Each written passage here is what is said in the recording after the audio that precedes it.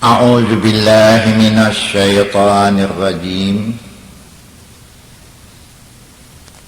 بسم الله الرحمن الرحيم. الحمد لله رب العالمين، والصلاة والسلام على أشرف الأنبياء والمرسلين وعلى آله وأصحابه أجمعين.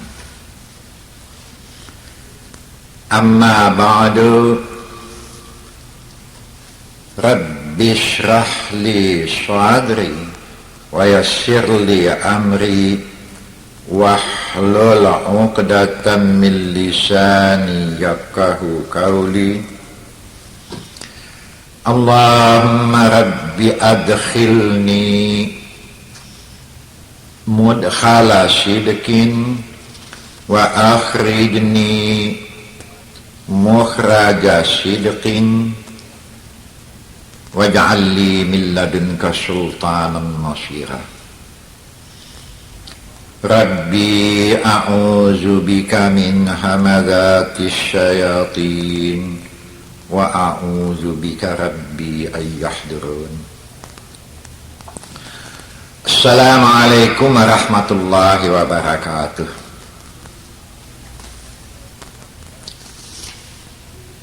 Waktu ini saya khusus mau membicarakan soal surga. Sebetulnya ya, kata-kata surga ini terjemahan. Di dalam Quran disebut dengan jannah. Kita menerjemahkannya dengan kata-kata surga. Ini surga dari bahasa Sanskrit barangkali ya. Ya tanyalah ahli bahasa. Tapi dalam Quran disebut dengan jannat, jannah atau jannat. Banyak sekali dalam Al-Quran kita jumpai kata-kata jannat yang kita artikan dengan surga. Sepintas lalu saja saya bayangkan bahwa surga itu adalah satu tempat segala macam bentuk kemewahan dan kesenangan itu disediakan Allah terhadap mereka-mereka yang imannya dapat dibuktikannya dengan amal saleh. Batu empuk segala macam nikmat, segala macam kegembiraan, segala macam kesenangan, kemewahan, kemegahan. Apalah bahasa saya mau pakai ya? Sempurna di atas sempurna, nikmat di atas nikmat, nikmat yang belum pernah dirasakan selama di dunia, keindahan yang belum pernah dilihat di dunia, segala macam irama yang menenteramkan perasaan yang didengar.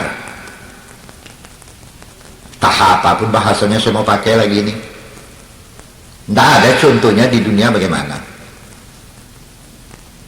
Nikmat di atas nikmat, bahagia di atas bahagia, dari segala segi ya. Yang dimakan, yang diminum, yang dipakai, termasuk nikmat seks. Itulah tempat yang dijanjikan Allah. Saya hanya memberikan dalil beberapa saja ya. Dalilnya banyak kali pun. Di antaranya di surat Al-Buruj ayat yang ke-11. Bunyinya begini. Yang izah sama surat Al-Buruj apa, izah sama izatil burud wal yaumil mau'ud wa syahidi wa masyhud, yang pernah saya bacakan pada kaset yang lain ya. Al-Buruj 11, telaahlah kembali supaya lebih sempurna. Di situ dikatakan ayat yang ke-11, innal ladzina amanu wa 'amilus salihati lahum jannatun tajri min tahtihal anhar zalikal fawzul kabir. bahwasanya mereka-mereka yang beriman, amanu, dapat dibuktikannya imannya itu dengan wa amilus salihat, dengan amal saleh. Untuk mereka disediakan Allah, lahum, ya, untuk mereka, jannatun tajri min tahtihal anhar. Jannat yang kita artikan dengan surga yang mengalir di bawahnya sungai-sungai. Itu adalah kebahagiaan yang maha besar. Ada sebagian tafsir mengatakannya, bahasa yang dimaksud dengan mengalir sungai-sungai ini artinya rahmat yang tidak putus-putusnya. Tapi kalau kita lihat nanti di ayat-ayat lain yang nanti akan saya sampaikan juga, betul-betul sungai. Bahkan di situ dikatakan ada sungai yang jernih, bening, sejuk, segar rasanya. Tapi ada juga dikatakan sungai yang airnya itu macam susu. Dan kalau diminum rasanya betul-betul macam susu, nikmatnya.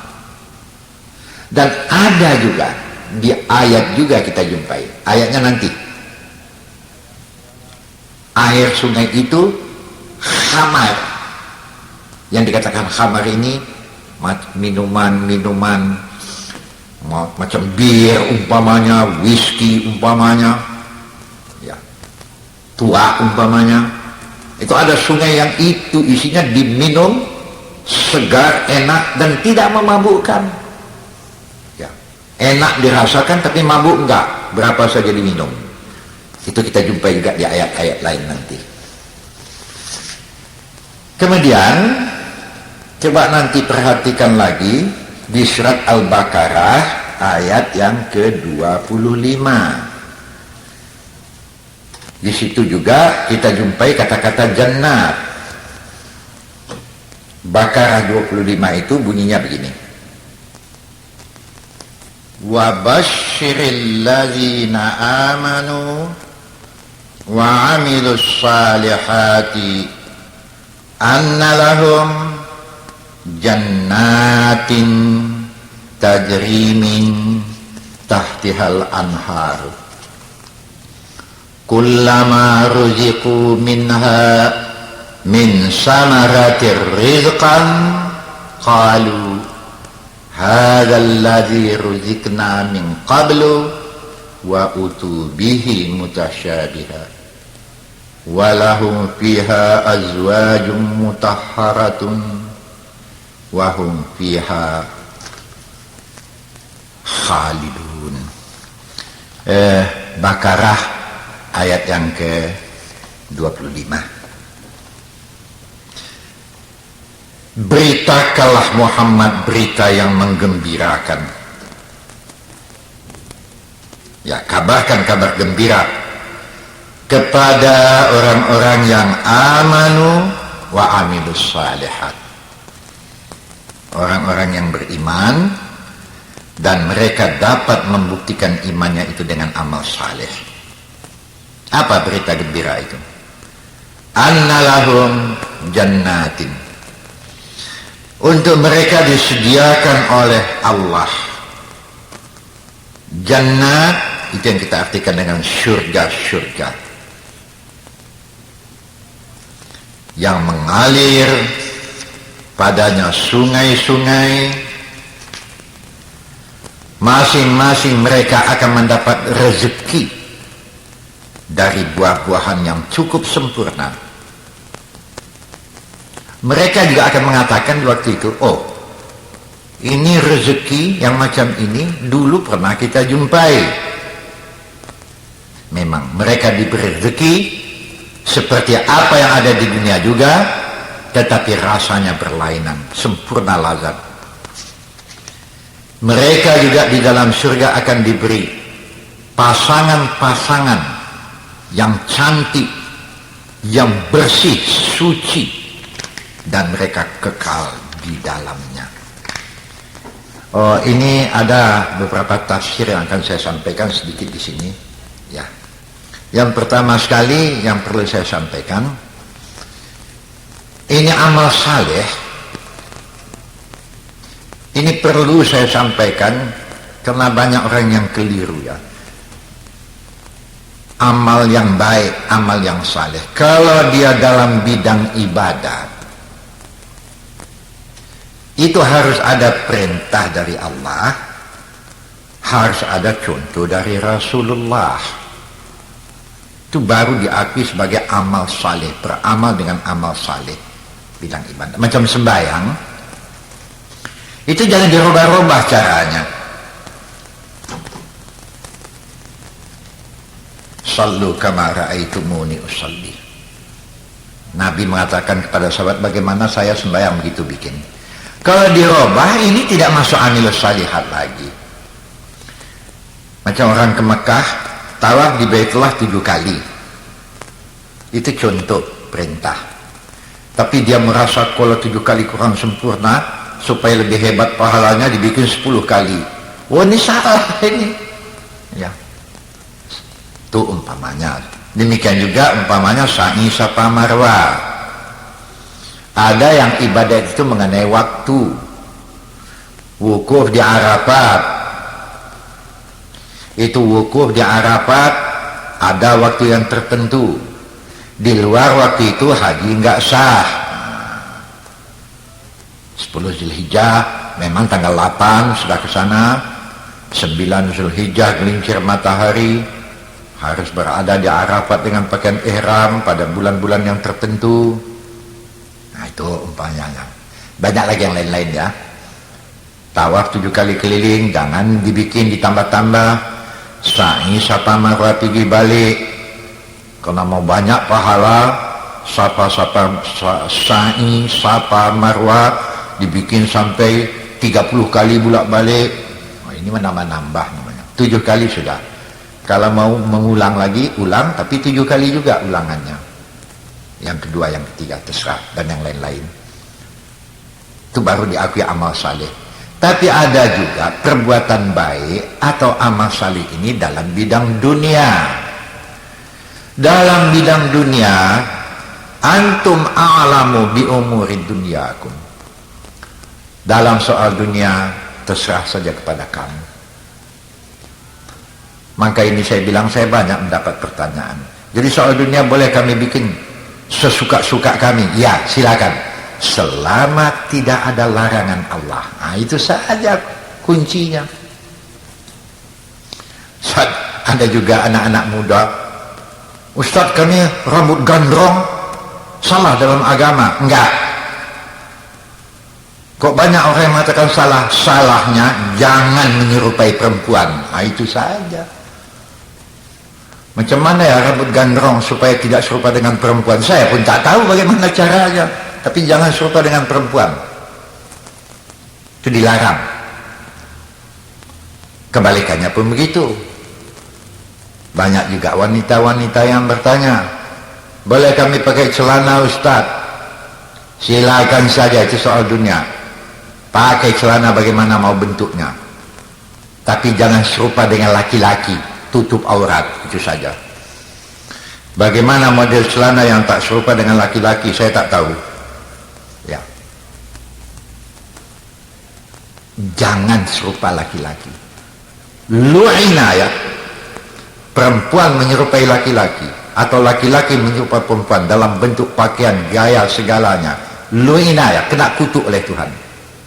Ini kan masuk penipuan ini. Nah, itu gendangnya. Kata-kata antum a'lamu bi umuri dunyakum, kamu lebih tahu mengenai soal dunia kamu, itu waktu Umar bin Khattab mengawinkan korma ya, rupanya batang korma itu ada juga yang dikawinkan supaya berbuah. Jadi satu waktu Nabi lewat, ditengoknya Umar di atas pohon korma, ditanyanya, apa kerja kau tuh Umar? Mengawinkan batang korma ini ya Rasulullah. Waktu itu ya, bid'ah apa pula yang kau bikin ini? Terkejut. Maka terkejut, Umar biasanya tahu kalau bid'ah itu sesat dalam neraka. Ya, bid'ah. Iya. Rupanya yang dimaksud Nabi dengan bid'ah ini dalam bidang dunia, saya belum pernah tahu ada cara macam ini, kok kau bikin macam ini, kau ini mengada-ngada apa ini, itu yang dimaksud rupanya waktu itu. Nah, Umar mengatakan, ya Rasulullah, saya mengawinkan batang korma ini menurut ahli tanaman, kalau tidak dikawinkan, ini batang korma ini tak berbuah nanti. Apakah berdosa saya ini bikin macam ini? Waktu itu senyum Rasulullah. Keluarlah ucapan ini, antum a'lamu bi umuri dunyakum. Ya, kamu lebih tahu dengan urusan dunia kamu. Jadi silakan. Jadi soal dunia silakan bikin, tasrah saja. Selama tidak ada larangan Allah di dalamnya. Selama tidak ada larangan Allah di dalamnya.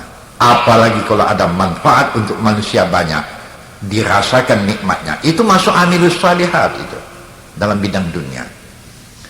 Kita bikin jalan tempat orang lalu lintas, amilus salihat. Kita bikin satu tempat gembira di mana orang dapat berperdi-perdian, berdangsa-dangsa. Itu bukan amilus salihat, itu amilus sayyiat itu.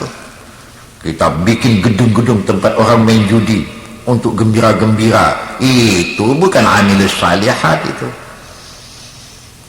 Nah, ini beberapa contoh ya.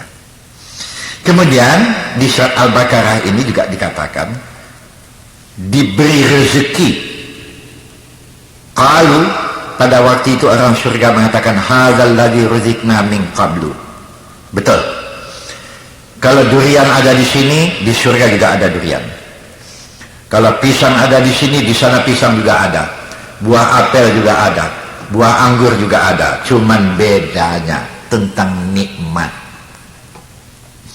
Oh, terang kali disebut dalam hadis yang diriwayatkan Bukhari ya. Bahasa nikmat surga itu yang ada di dunia ini hanya 1% saja itu. Rahmatullah mi'atu juz'in. Di riwayat Bukhari ini ya, rahmat Allah itu 100 juzuk. Nikmat-nikmat dengan segalanya lah. Nikmat yang dimakan, yang diminum, yang dipakai, yang didengar, masuklah nikmat seks. 100% itu yang di dunia ini hanya 1% nikmat. Tis'a wa tis'una juz'an khususan di ahli jannah. Tapi 99% nikmat lagi itu yang akan dirasakan oleh ahli surga. Jadi bandingannya itu 1:99 itu. Sama bentuk tapi nikmatnya tidak sama. Buah apel iya, tapi buah apel di surga jangan serupakan dengan buah apel kamu yang di dunia ini. Itu mangka tubuhmu yang sekarang, yang di-drop ke dunia ini, kemampuannya hanya menampung nikmat 1%. Jadi waktu masuk surga perlu diganti dengan jasad kejadian baru. Khalaqnahu min khalqin jadid, dimasukkan ke dalam jasad yang mampu menampung nikmat 99%.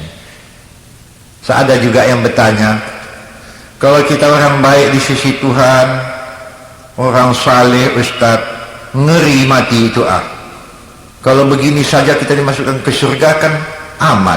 Oh, salah perhitungan. Jasadmu sekarang kalau dimasukkan ke surga, mencium bau surga saja meledak ini karena nggak mampu. Serupa juga dengan listrik kita sekarang ini. Saya belum lupa lagi itu ya, waktu rumah saya yang lama itu voltasenya cuma 120, sekarang sudah dirubah menjadi meningkat 220. Gatal-gatal tangan, saya coba menyorongkan bola lampu yang lama, pup, meletup, putus. 110 jadi 220, kan cuma satu tingkat baru. Ini 1% menjadi 99%. Kalau tubuhmu yang sekarang dibawa ke surga, belum sampai masuk surga, mencium bau bunga surga saja, bau bunga surga pup, meletup nih, perlu diganti dengan yang lain. Jadi tidak usah takut mati, tapi siaplah pula ya. Jangan sampai kehilangan yang 99%. Ambillah yang 1% di dunia ini, manfaatkan untuk amilus salihah. Nah, itu dari bintang nikmat. Wa utubihi mutasyabiha. Itu tambahannya itu lagi. Wa utubihi mutasyabiha. Ditambah Allah lagi dengan nikmat-nikmat yang belum pernah kamu kenal di dunia dulu. Nikmat-nikmat mutasyabihat. Wa utubihi mutasyabihat. Mutasyabihat di buah macam buah khuldi. Saya sendiri tak tahu di surat Taha ada dikatakan syajaratul khuldi. Kan itu yang dimakan oleh Adam dan Hawa, maka tercampak dia ke dunia. Banyak orang yang bertanya, apakah buah khuldi itu beracun, Ustaz? Enggak ada buah surga yang beracun. Tapi itu hanya mengingatkan Adam supaya jangan lupa kepada Allah. Ya. Dan banyak lagi buah-buahan yang lain. Itu satu. Yang terakhir ini hebat lagi ya. Walahum fiha azwajun. Orang mengartikan, atau sebahagian teman-teman saya mengartikan azwajun ini dengan bidadari-bidadari. Oh, saya kena debat ya waktu saya mengejar di salah satu tempat wanita-wanita. Ustaz, di dalam Quran dikatakan bidadari. Jadi kami perempuan yang masuk surga ini nggak dapat bidadara katanya. Bidadara lah istilah orang tuh. Lebih tepat azwajun ini diartikan dengan jodoh-jodoh atau pasangan-pasangan. Mutahharatun yang suci, artinya pasangan yang tidak menyakitkan hati, bersih.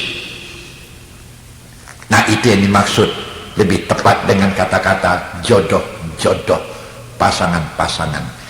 Jadi wanita-wanita yang kebetulan di dunia ya suami yang tahli neraka barangkali, atau tak sempat kawin mati dia akan juga mendapat pasangan yang sempurna, lengkap, tidak ada cacat, mutahharatun, suci, tidak ada cacat. Kalau jodoh di dunia ini ada saja cacatnya, nyala, tak usah lagak lah. Apalagi bapak-bapak nih, kalau sudah banyak duitnya, gatal-gatalnya bukan main. Ya ibu-ibu pun begitu. Kalau sudah tahu dia dicantiknya, genit-genitnya bukan main. Ustadz pun di perlinya juga. Banyak yang bertanya, Ustadz pernah kena perli? Ada. Lewat Ustadz, jangan sampai ke sana lah tanya, bikin malu. Ustadz ini pernah adanya salahnya, bukan tidak. Di mana lah manusia yang tak berdosa. Tapi cepat sadar ya. Ya, adanya Ustadz yang berdosa ada, tapi agak halus mainnya. Ya. Minta ampun lah banyak-banyak. Ya. Jangan tertipu dengan persoalan yang 1%, hingga kamu kehilangan nikmat yang 99%. Oh, di surat lain kita jumpai lagi ya perkara jannat ini juga. Itu coba lihat nanti surat Muhammad ayat yang ke-15. Surat Muhammad ayat yang ke-15. Di situ bunyinya begini. Masalul jannatil lati wa'idal muttaqun. Fiha anharu min ma'in ghairu asin. Asinin ya. Wa anharun min labanin lam yataghayyar ta'muh wa anharun min khamrin lazzatil lisyaribin wa anharun min asalin musaffa wa lahum fiha min kulli samarat wa maghfiratun mir rabbihim kaman huwa khalidun finnari wasuku ma'an hamima faqatta'a am'a'ahum. Ini di dalam surat Muhammad ayat yang ke-15. Tadi kan sudah pernah juga saya bayangkan ya, sungai-sungai di sana ada yang mengartikan dengan rahmat yang tidak putus-putusnya. Saya mengakui bahasa rahmat yang tidak putus-putusnya di surga itu akan dijumpai. Tapi anharun, sungai, betul-betul sungai ya. Ayat ini memastikannya. Di surat Muhammad ini. Bahasa sungai yang mengalir itu betul-betul sungai yang mengalir. Saya tidak menolak bahasa rahmat Allah tidak putus-putusnya. Memanglah. Ya. Di situ dikatakan arti dari ayat yang saya bacakan tadi, contoh atau perbandingan jannat atau surga wa'idal muttaqun yang dijanjikan Allah untuk orang-orang yang takwa. Di dalamnya ada sungai-sungai dari air yang tidak akan berubah, jernih maksudnya, bersih, segar. Tapi di samping itu dikatakan lagi wa anharun min labanin, dan ada juga sungai-sungai itu dari labanin, susu yang tidak pernah bertukar rasanya, mengalir terus, lam yataghayyar ta'muh. Kalau susu kita yang kita perah itu kalau lama kita simpan kan bisa basi. Itu tidak, segar terus, nikmat terus, betul-betul sungai ya, sungai susu. Wa anharun min khamrin, nah ini lebih hebat lagi ya, sungai dari arak. Khamar ini arak kata kita, minuman-minuman macam bir, whisky, apalagi minuman yang minuman keras lah ya, khamar. Saya terjemahkan di sini dengan kata-kata arak sajalah ya. Masuklah tuaknya, masuklah whisky-nya, entah apa lagi tak tahu pun saya namanya yang lain-lain. Lazat rasanya, lazzatil lisyaribin, nikmat rasanya. Di dalam ayat lain nanti kita jumpai, berapapun tua atau arak khamar yang kamu minum itu, berapapun banyaknya kamu minum, kamu tidak akan mabuk lagi. Tidak macam di dunia ini ya. Wa anharum min asalin musaffa, ada lagi sungai itu yang mengalir min asalin, madu, madu yang sudah bersih ya. Kalau saya memakai istilah madu asli, minum madu itu, apa yang tak segar ya. Walahum fiha min kulli samarat, dan bagi mereka-mereka penduduk surga disediakan segala macam buah-buahan, buah apalah juga. Tidak macam di dunia ini ya. Kalau di sini, kalau di tanah Arab, macam di tanah Arab, kalau di sini kan buah tamar tak ada, yang tumbuh kalau bulan puasa banyak. Macam di tanah Arab mana ada buah durian, tak tumbuh di sana. Jadi ada yang tumbuh di sini, tak tumbuh di sana, tapi di surga segala macam ada, semua beres. Nah ini ayat ya, tidak sama. Akhir ayat dikatakan tidak sama dengan orang yang di neraka. Orang neraka diantaranya dikatakan diberi air minum yang mendidih, kalau diminum mengoyak-ngoyak isi perutnya, kulit perutnya. Itu diantaranya ya. Ya sampai di sini dulu, nanti kita teruskan. Assalamualaikum warahmatullahi wabarakatuh.